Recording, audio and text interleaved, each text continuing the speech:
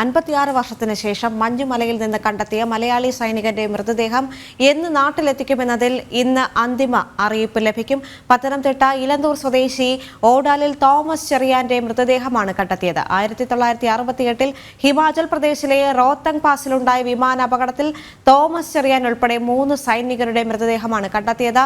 സൈന്യത്തിനും കേന്ദ്ര സർക്കാരിനും തോമസ് ചെറിയാന്റെ കുടുംബം നന്ദി അറിയിച്ചു. തോമസ് ചെറിയാന്റെ ബന്ധുവായ മറ്റൊരു സൈനികൻ കൂടി വിമാനത്തിൽ ഉണ്ടായിരുന്നുവെന്ന് ബന്ധുക്കൾ പറയുന്നുണ്ട്.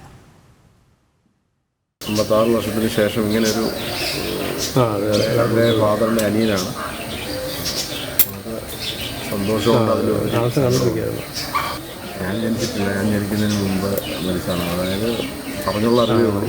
ഇതുപോലെ മരണപ്പെട്ടു എന്നുള്ളൊരു അറിവ് മാത്രമേ ഉള്ളൂ. പിന്നെ പല പ്രാവശ്യവും നമുക്ക് ഇതുപോലെ ബോഡി അന്വേഷിക്കുന്നുണ്ട്, പരീക്ഷകൾ നടത്തുന്നു. ചേരുന്നുണ്ട് ഉമേഷ്. രാജ്യം കണ്ടതിൽ വെച്ച് ഏറ്റവും ദൈർഘ്യമേറിയ ഒരു തിരച്ചിലെന്ന് ഇതിനെ വിശേഷിപ്പിക്കേണ്ടതുണ്ട്. ഇനിയും 5 മലയാളികൾ അതിൽ ഉണ്ട് എന്നാണ് റിപ്പോർട്ട് പറയുന്നത്. ഇപ്പോൾ തോമസ് ചെറിയാൻ ഉൾപ്പെടെ 3 സൈനികരെ, മലയാളി സൈനികരെയാണ് 3 സൈനികരെയാണ് അവിടെ നിന്നും കണ്ടെത്തിയിരിക്കുന്നത്. അവരുടെ മൃതദേഹമാണ് കണ്ടെത്തിയിരിക്കുന്നത്. തോമസ് ചെറിയാന്റെ ബന്ധുക്കൾ അവിടെ നിന്ന് പ്രതികരിക്കുന്നു എന്ന് മനസ്സിലാക്കാൻ സാധിക്കുന്നുണ്ട്. ഈ മൃതദേഹം ഇവർക്ക് കൈമാറുന്നതുമായി ബന്ധപ്പെട്ടുള്ള വിവരങ്ങൾ എന്തൊക്കെയാണ്? മറ്റു വിശദാംശങ്ങൾ?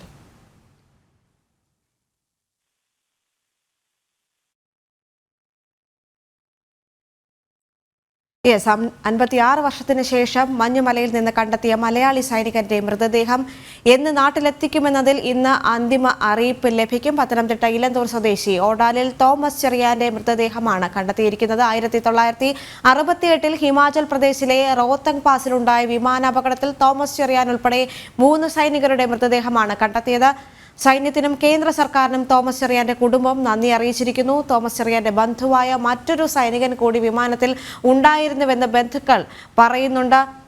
5 മലയാളികളായിരുന്നു അന്ന് ആ വിമാനത്തിൽ ഉള്ളത് എന്ന് റിപ്പോർട്ടുകൾ പുറത്തേക്ക് വരുന്നുണ്ട്. എല്ലാവർക്കും വേണ്ടിയുമുള്ള തിരച്ചിൽ നടക്കുന്നു എന്ന് മനസ്സിലാക്കുന്നു. ഒക്ടോബർ 10 വരെ തിരച്ചിൽ നീളുമെന്നും മനസ്സിലാക്കാൻ സാധിക്കുന്നുണ്ട്. ഉമേഷ് തുടരുന്നുണ്ട്. ഉമേഷ്, രാജ്യം കണ്ടതിൽ വെച്ച് ഏറ്റവും ദൈർഘ്യമേറിയ ഒരു തിരച്ചിൽ നടന്നു. ആ തിരച്ചിലിന് ഒടുവിൽ 3 സൈനികരെ, അതായത് തോമസ് ചെറിയാൻ ഉൾപ്പെടെ 3 സൈനികരെയാണ്, അവരുടെ മൃതദേഹമാണ് ലഭിച്ചിരിക്കുന്നത്. ഈ മൃതദേഹം നാട്ടിലെത്തിക്കുന്നതുമായി ബന്ധപ്പെട്ടുള്ള മറ്റ് വിശദാംശങ്ങൾ ബന്ധുക്കളുടെ ഭാഗത്ത് നിന്ന് അറിയാൻ സാധിക്കുന്നുണ്ടോ?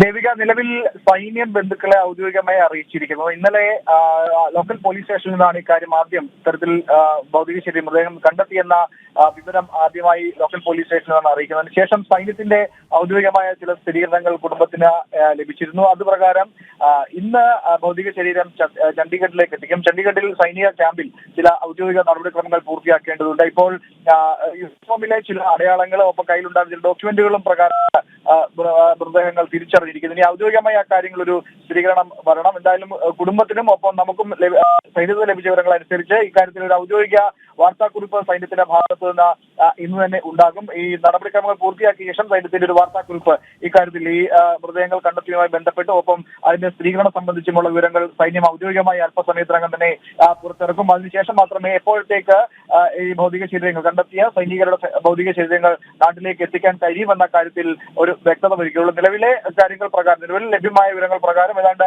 3 ദിവസം ചണ്ഡീഗഡിൽ മാത്രം ചില നടപടിക്രമങ്ങളുടെ കാലതാമസമുണ്ട്. അതിനുശേഷം മാത്രമേ നാട്ടിലേക്ക് എത്തിക്കാൻ സാധിക്കുള്ളൂ. എന്തായാലും പൂർണ്ണ സൈനിക ബഹുമതികളോടെ ആയിരിക്കും സംസ്കാര ചടങ്ങുകൾ ഒപ്പം ഭൗതിക ശരീരം നാട്ടിലേക്ക് എത്തിക്കുക എന്ന കാര്യങ്ങളൊക്കെ സൈന്യം കുടുംബത്തെ അറിയിച്ചിട്ടുണ്ട്. ഇനി അതിന്റെ തീയതിയും കാലതാമസവും എത്രത്തോളം ഉണ്ട് എന്ന് മാത്രമാണ് അറിയേണ്ടത്. നിലവിൽ എന്തായാലും ഏതാണ്ട് 3 മുതൽ 5 ദിവസം വരെ അതിനുള്ള താമസം ഉണ്ടായേക്കാം എന്നാണ് സൈന്യം തന്നെ കുടുംബത്തെ ഇതുവരെ അറിയിച്ചിട്ടുള്ളത്. എന്തായാലും ദേവിക സൂചിപ്പിച്ച പോലെ തന്നെ 56 വർഷം എന്നത് വളരെ വലിയൊരു കാലയളവാണ്. ഒരുപക്ഷെങ്കിൽ ചില സിനിമാ കഥകളിൽ മാത്രം കണ്ടിട്ടുള്ള അത്തരം ദൈർഘ്യമേറിയ ഒരു ദൗത്യമാണ് എന്തായാലും ഇപ്പോൾ നടക്കുന്ന കാര്യത്തിൽ കുടുംബം സൈന്യത്തോടും കേന്ദ്ര സർക്കാരിനോടും നന്ദി അറിയിക്കുകയുണ്ടായി. മാത്രമല്ല, ഇത്രയും കാലം ഒരാൾക്ക് വേണ്ടി തിരച്ചിൽ നടത്തുക അല്ലെങ്കിൽ സൈന്യത്തിന് വേണ്ടി തിരച്ചിൽ നടത്തുക എന്നത് ഏറെ ദുഷ്കരമായ സാഹചര്യങ്ങളാണ്. പ്രത്യേകിച്ച് മഞ്ഞ് നിറഞ്ഞ മലയിടുക്കുകളാണ്. അവിടെയൊക്കെ പരിശോധന നടത്തി ഇത്തരത്തിൽ കണ്ടെത്താൻ സാധിച്ചു എന്നത് കുടുംബത്തെ സംബന്ധിച്ച് വലിയ ആശ്വാസം നൽകുന്നതാണ്. കാരണം എന്താണ് സംഭവിച്ചതെന്ന് പോലും അറിയാതെയാണ് കുടുംബം കഴിഞ്ഞ 56 വർഷമായി കാത്തിരുന്നത്. അക്കാര്യത്തിൽ എന്തായാലും ഒരു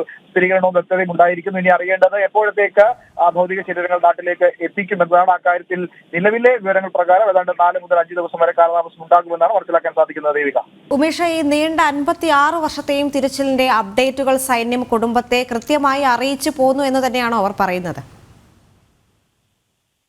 തീർച്ചയായും വിമാനം കണ്ടെത്തിയ സമയം മുതൽ, വിമാനത്തിന്റെ അവശിഷ്ടങ്ങൾ കണ്ടെത്തിയ സമയം മുതലുള്ള വിവരങ്ങൾ കൃത്യമായി എല്ലാ 4 വർഷം കൂടുമ്പോഴും കുടുംബത്തെ അറിയിക്കുന്നുണ്ടായിരുന്നു. ആ കത്തുകൾ മാത്രമായിരുന്നു ഇവർക്ക് തോമസ് ചെറിയാനെ പറ്റിയുള്ള ഓർമ്മകളായി അവശേഷിച്ചിരുന്നത്. ആ കത്തുകൾ സൂക്ഷിച്ചു വെച്ചിരുന്നു. ആ കത്തുകൾ ഇപ്പോൾ മാധ്യമങ്ങൾക്ക് മുമ്പിൽ അവർ കാണിക്കുകയും ചെയ്തിരുന്നു. ഓരോ തിരച്ചിലിന്റെയും സ്ഥലം എവിടെയാണ് തിരച്ചിൽ നടത്തുന്നത്, എന്തൊക്കെയാണ് ലഭ്യമായ വിവരങ്ങൾ, തിരച്ചിൽ നടത്തുന്ന എത്ര പേരടങ്ങുന്ന സംഘമാണ് എന്ന സകല വിവരങ്ങളും കുടുംബത്തെ സൈന്യം അറിയിച്ചിട്ടുണ്ടായിരുന്നു. അവസാനമായി 2013 ഇത്തരം ചില ഡീറ്റെയിലുകൾ സൈന്യം അയച്ചു നൽകിയിരുന്നു. പിന്നീട് ഇപ്പോൾ 4 വർഷങ്ങൾക്ക് മുൻപ് 2019-20 കാലഘട്ടത്തിലും തിരച്ചിലിന്റെ ചില വിവരങ്ങൾ സൈന്യം കുടുംബമായി പങ്കുവച്ചിരുന്നു. അതിനുശേഷം ഇന്നലെയാണ് ഇക്കാര്യത്തിൽ ശരീരം കണ്ടെത്തിയെന്ന തരത്തിലേക്കുള്ള ഔദ്യോഗിക സ്ഥിരീകരണം കൂടി ഉണ്ടായിരിക്കുന്നത്. ദേവിക.